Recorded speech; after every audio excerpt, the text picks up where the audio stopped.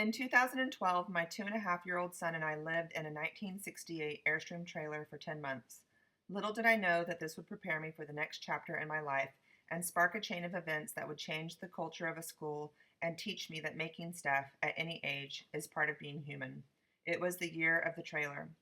At the time, I was teaching physics and engineering at the Ann Richards School for Young Women Leaders. The school is the legacy of the late governor, which she helped plan before her untimely death in 2006.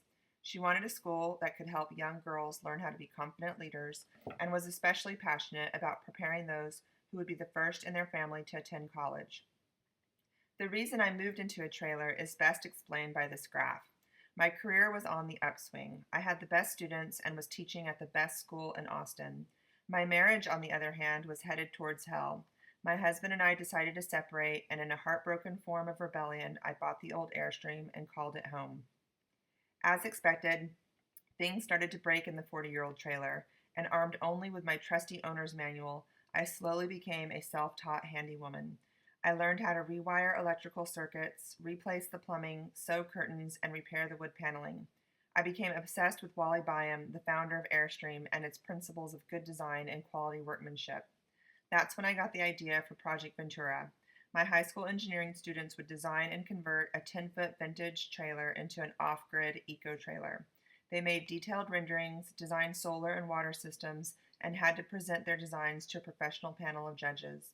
We started a blog and, using the power of social media, kickstarted $6,000 to rebuild the trailer. Google learned about Project Ventura and granted us $10,000 to continue the project the following year. This time, I wanted an Airstream. I found one sitting deep in the woods of Boerne, Texas. It belonged to an old friend of Ann Richards herself. The wildlife had taken over the interior, but thanks to the solid design, her shell was still in great condition. For Project Ventura 2, my engineering students had the challenge of designing and building a solar-powered teacher's lounge. The students interviewed the faculty, created models, and researched how to make everything they wanted in the trailer. It was as real world as you can get, and students felt ownership and pride in their final creation. The public started to take notice of the girls in plaid skirts using drills and chop saws, and at the end of Project Ventura 2, the school had won $100,000 to build a makerspace. The Ann Richards School Makerspace was outfitted with traditional shop tools as well as high-tech prototyping machines. Human-centered design projects began popping up everywhere. The entire school, from 6th to 12th grade, had been bitten by the maker bug. I had a special class called Maker Studio, where students could make whatever they wanted, as long as they figured it out themselves. Students learned how to bind books, make musical instruments, screen print, laser cut, and sew circuits into their clothes. For their final exam, they held a public workshop to teach their new skill.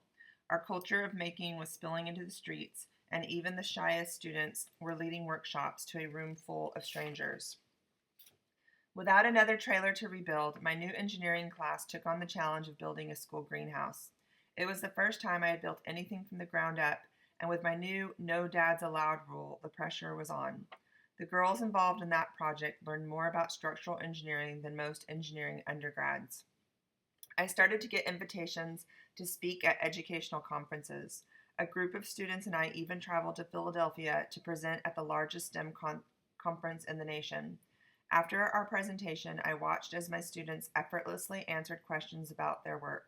Their experience had given them a voice and made them respected experts on a subject. While speaking at a local Maker Ed meetup, I met J.E. Johnson, master carpenter and scenic studio supervisor at UT's Bass Concert Hall. J.E. was discouraged by the decline in basic problem-solving skills he'd seen in his college interns each year. He wanted to make systemic change in the way we teach young children. That's when we started Maker Ready, a small startup that focused on training teachers to be makers. You see, certification programs don't teach pre-service teachers how to make things. Teachers desperately want to make stuff with their students, but there is a fear of the unknown and the looming cloud of accountability. Schools were contacting us every week, and things were looking good for Maker Ready. Then, 1 week before the new school year, my father passed away suddenly.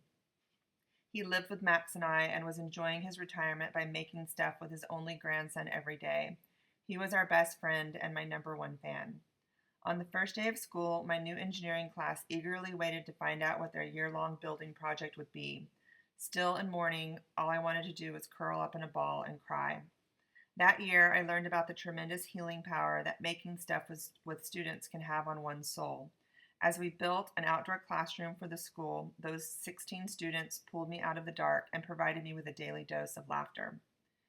A few elementary schools then contacted Maker Ready to coordinate Family Maker Nights as free school events aimed to educate parents about maker education. We quickly learned that getting people to make stuff together in a creative environment is the best way to build a school community. Parents collaborated with their children to build cars and parachutes while bonding with other families. Later that year, I started volunteering at Title I elementary schools, helping teachers plan and start maker projects with their students. I was able to witness firsthand how powerful making experiences were for young children and how maker education can bring equity and narrow achievement gaps by giving these students experiences from which they can build knowledge. This is a picture taken by one of my students in 1999, my first year teaching. Somehow, he convinced me to turn a closet into a darkroom. We then repaired an old camera and figured out how to develop our own film. This was my first experience making something with a student and definitely foreshadowed my current life as a maker educator.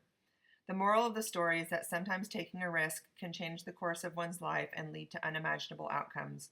But by far the best thing that came out of the year of the trailer is that my job now requires me to make stuff and prototype ideas with my son Max. This is the egg spinner machine he invented last Easter. I couldn't have designed a better life for myself.